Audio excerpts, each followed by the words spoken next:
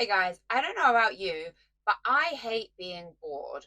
I really struggle with it, and I've been thinking about it over the last couple of weeks, doing some research into scientific studies that have been done on boredom, and I finally have some answers on why we get bored and why being bored is one of the highest things you can wish for another person that you love.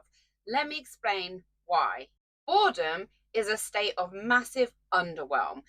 It's not when we don't have anything to do, it's when we don't like any of the things we have available to us to take up our time and our attention.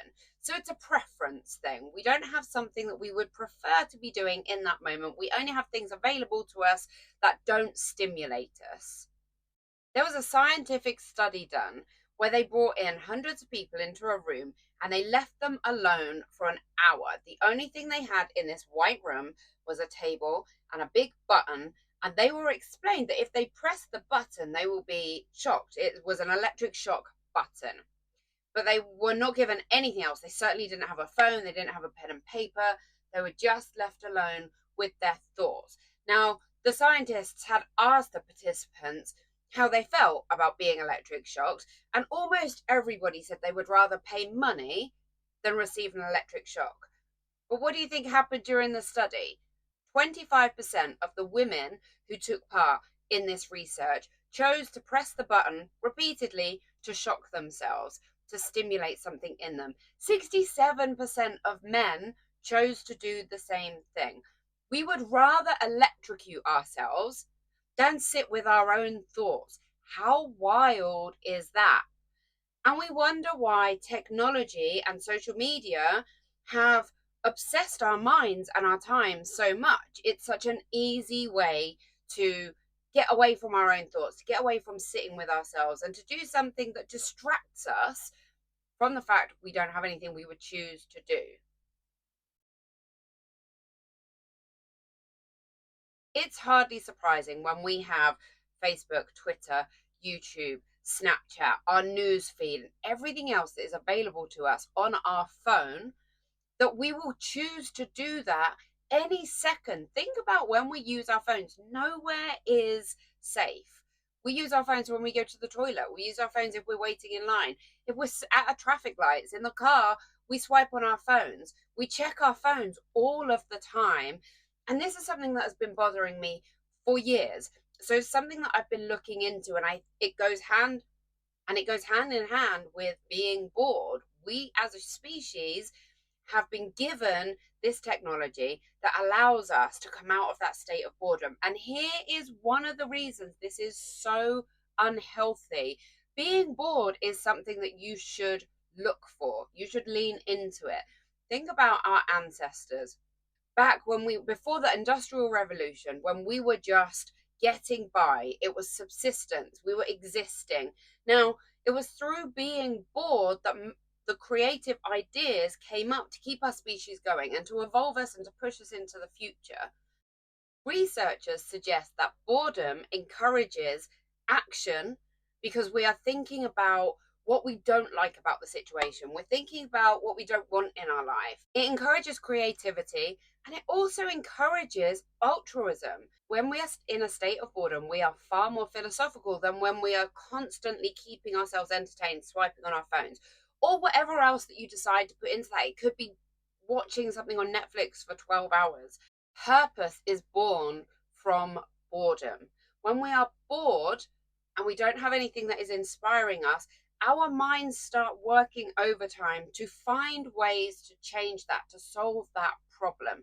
When you're not allowing yourself to be in a bored state at any point, you are constantly in a state of hyper arousal, and your mind can never be as creative as it can be when you allow yourself to just sit with your own thoughts.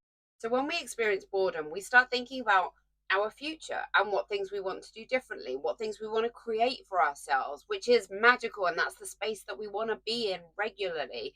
This is called autobiographical planning. I have experienced this in some way with my experiments with plunge pools, ice baths over the last couple of weeks. For a long time, I thought the whole ice bath craze was literally just that, some kind of a fad, and I really didn't buy into it. I have this weird thing in me where I just avoid anything that seems popular, because I don't know what it is about me. I guess I need to do some work on that and discover it. I don't like just going with something because everybody else is going with it. I like to make up my own mind all of the time on all things. And I guess I feel like if something's kind of popular, then I don't want to feel like I'm being brainwashed into something. So I resisted the whole ice bath thing for a long time. Now, over the last couple of weeks, I have had access to a plunge pool. It's not quite an ice bath, but it's almost there. So it's set at 9 degrees, 8, 9 degrees. And I'm now in a place where I can be in that plunge pool for 7 minutes, which doesn't sound very long. But when I first started, 30 seconds was hard. It was brutal. I didn't like it. But I wanted to push through it and find out if this could do anything good for me. So the point of that with this video is when I am in the plunge pool, I am thinking about absolutely nothing else that I'm doing right now. I'm not being entertained by anything. I most certainly don't have my phone. I'm not having a conversation with somebody. I am just there with my own thoughts. And the only way you can go through the plunge pool experience is to enter some kind of a meditative state where you were able to sit with your own thoughts. Now, the thing I wasn't expecting to happen in my experience with plunge pools is when I get in the plunge pool, after the first 90 seconds, my mind starts to quiet. After the first 2 or 3 minutes, I have my clearest ideas ever, whether it's an idea for content I'm going to make, whether it's a solution for a client that I'm working with in my coaching, whether it's a business idea, whether it's something to do with my personal relationships or an experience that I want to have. During this time of quiet and calm, I just have this incredible laser-like focus. And I truly believe that part of that is due to the fact that I cannot do a single other thing when I'm in there because I'm just trying to get through the experience of being so bloody cold. That has made me embrace boredom at a different level.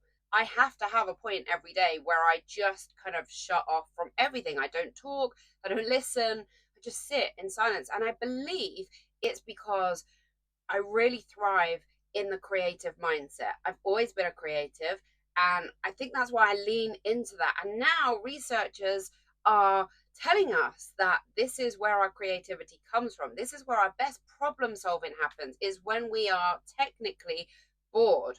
We don't have another thing we would prefer to be doing. We are underwhelmed. That state of underwhelm is such a great balance for this crazy life that we live in, this crazy society with so much hype and stimulation constantly. It is so great to be able to lean into being comfortable with being bored and even embracing being bored. I guess my message from this video is look for times to be bored. When you're in a queue, don't pull out your phone. In fact, I strongly promote having periods of time every single day when your phone is not accessible to you. Because frankly, if you can't walk from one room to another without your phone in your hand, you have a problem. If you can't go to a music show and not look at your phone for 2 hours, you have a problem. We all have a problem with our phones, the addiction to the stimulation that we get from that. And I would love nothing more than for you to go research the things I said. Don't take my word for it. Go look for these studies and look for those times in your day, in your week, where you can be bored and embrace the creativity that that brings you. I would love it if you subscribed to my channel. I would love it if you liked, shared, commented on this video. Any way that you interact with me really helps the algorithm. I'm such a new channel. It would be so helpful to me if you could engage with this in whatever way feels good to you. As always, guys, have the best day.